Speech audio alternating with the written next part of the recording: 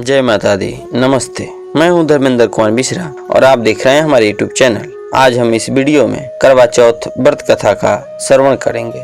पहली कहानी। एक साहूकार के 7 बेटे और एक बेटी थी।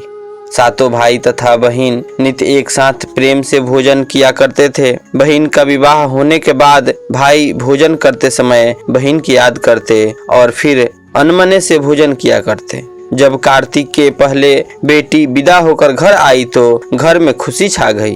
अब बहन भाई फिर मिलकर बैठकर भोजन करने लगे। कार्तिक के कृष्ण पक्ष के में करवा चौथ का व्रत किया जाता है। घर में लड़कों की बहुएं, माँ और बहन सभी ने व्रत रखा था। शाम को सातों भाई भोजन करने बैठे तो उन्होंने बहन को भोजन करने के लिए कहा। बहन बोली, आज वह तो चंद्रमा निकलने पर ही अर्घ देकर भोजन करेगी।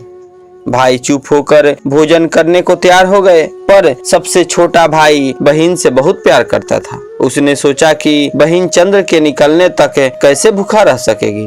उसने भाइयों से सलाह करके वृक्ष के सहारे सीढ़ी लगाई और चलनी के पीछे दीपक रखकर उसके प्रकाश को चंद्रमा बता दिया और भोली बहन को अर्घ देने को कहा।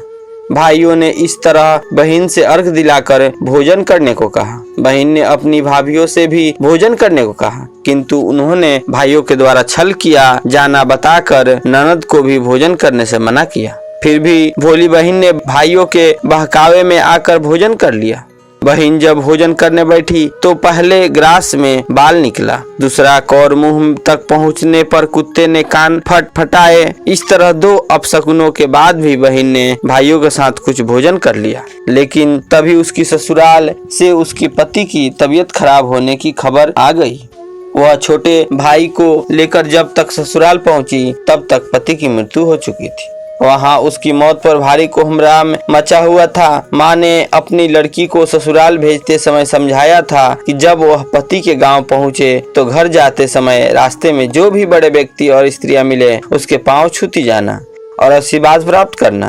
उसने ऐसा ही किया। जब वह पति के घर पहुंची तो वहां का हाल देखकर वह हतप्रभ हो गई। मुख से एक बार चीख निकली और फिर वह गुमसुम सी एक ओर बैठ गई। उसकी सास ने उसे धरती पर पड़े पति के पास ला बिठाया। कुछ देर पीछे वह जोर जोर से डकारने लगी और बोली, हाय, भूल से व्रत को भंग कर दिया। हे गणेश जी महाराज, आप मुझे क्षमा कर दो, मेरा अपराध आप ही क्षमा करोगे। इस तरह वह कहती और जोर जोर से रोती जाती थी। तभी शंकर पार्वती उधर से निकले। पार्वती जी ने हाल जानकर कहा, हे स्वामी, यह तो बहुत कम उम्र में ही विधवा हो रही है। यह अपना शेष जीवन कैसे काटेगी? प्रभु, आप कुछ कीजिए। शंकर भगवान बोले, प्रिय, आपका कहना सही है, किंतु यह अपराध तो गणेश जी के प्रति हुआ है, वही इसे संभालेंगे। उन्होंने गणेश जी से उसे सुहागिन बने रहने के लिए कुछ करने को कहा। तब गणेश जी ने व्रत खंडन करने की उसकी भूल को क्षमा कर दिया और कहा कि वह अब अगली करवा चौथ का व्रत करने से भूल न करे। तब उसका पति राम राम कहकर उठ बैठा और बोला, मैं तो आज बहुत सोया हुआ हूँ। घर में आनंद छा गया। बहू ने वर्ष के सभी चौथ माता के व्रत किए। सभी चौथ माताओं ने कार्तिकेय की सबसे बड़ी करवा चौथ का व्रत करके अखंड सौभाग्य पाने की बात कही। तब उसने कार्तिक आने पर करवा चौथ का व्रत विधि पूर्वक पूर्ण किया और अपने पति सहित सुख से रहने लगी। अब वह प्रतिवर्ष करवा चौथ का व्रत हंसी खुशी किया करती। हे करवा चौथ माता, आपने जिस तरह साहूकार की बेटी को व्रत करने पर उसके पति को दीर्घायु प्रदान कर उसे सौभाग्य दिया, उसी तरह प्रसन्न होकर सभी व्रत करके इस कथा को पढ़ने सुनने वाली देवियों को भी उत्तम और अखंड सौभाग्य प्रदान करो।